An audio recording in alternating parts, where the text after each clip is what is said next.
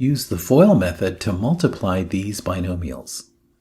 With the FOIL method, you multiply the four terms from the two binomials in a specific order. Multiply the first terms, then the outside terms, then the inside terms, then the last terms.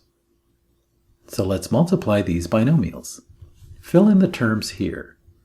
Here we get x minus 2, and here we get x minus 3.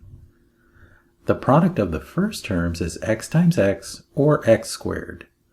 The product of the outside terms is minus 3x, and the product of the inside terms is minus 2x, and the product of the last terms is negative 2 here times negative 3 here.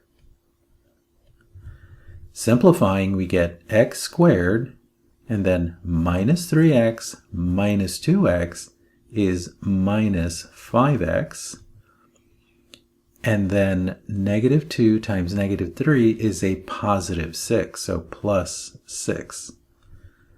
So the final form is x squared minus 5x plus 6.